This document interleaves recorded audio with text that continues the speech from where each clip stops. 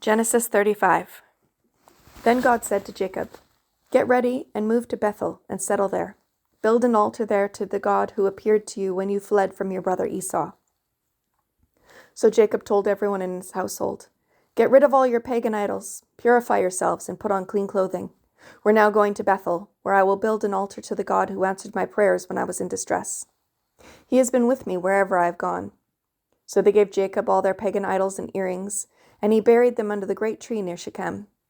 As they set out, a terror from God spread over the people in all the towns of that area, so no one attacked Jacob's family. Eventually, Jacob and his household arrived at Luz, also called Bethel, in Canaan. Jacob built an altar there and named the place El Bethel, which means God of Bethel, because God had appeared to him there when he was fleeing from his brother Esau. Soon after this, Rebekah's old nurse, Deborah, died.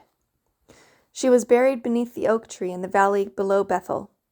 Ever since the tree has been called Allon Bakuth, which means oak of weeping. Now that Jacob had returned from Padan Aram, God appeared to him again at Bethel. God blessed him, saying, "Your name is Jacob, but you will not be called Jacob any longer. From now on your name will be Israel." So God renamed him Israel. Then God said, "I am El Shaddai, God Almighty. Be fruitful and multiply. You will become a great nation, even many nations. Kings will be among your descendants, and I will give you the land I once gave to Abraham and Isaac. Yes, I will give it to you and your descendants after you." Then God went up from the place where he had spoken to Jacob. Jacob set up a stone pillar to mark the place where God had spoken to him. Then he poured wine over it as an offering to God and anointed the pillar with olive oil.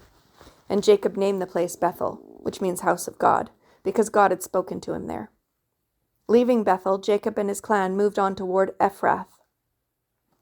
But Rachel went into labor while they were still some distance away. Her labor pains were intense. After a very hard delivery, the midwife finally exclaimed, "Don't be afraid, you have another son." Rachel was about to die, but with her last breath she named the baby Ben-Oni, which means son of my sorrow. The baby's father, however, called him Benjamin, which means son of my right hand. So Rachel died and was buried on the way to Ephrath, that is Bethlehem. Jacob set up a stone monument over Rachel's grave. It can be seen there to this day. Then Jacob traveled on and camped beyond Migdal Eder. While he was living there, Reuben had intercourse with Bilhah, his father's concubine, and Jacob soon heard about it. These are the names of the 12 sons of Jacob. The sons of Leah were Reuben, Jacob's oldest son, Simeon, Levi, Judah, Issachar, and Zebulun. The sons of Rachel were Joseph and Benjamin. The sons of Bilhah, Rachel's servant, were Dan and Naphtali. The sons of Zilpah, Leah's servant, were Gad and Asher.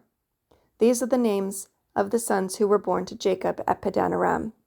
So Jacob returned to his father, Isaac, in Mamre, which is near Kiriath Arba, now called Hebron, where Abraham and Isaac had both lived as foreigners.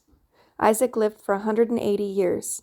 Then he breathed his last and died at a ripe old age, joining his ancestors in death, and his sons, Esau and Jacob, buried him.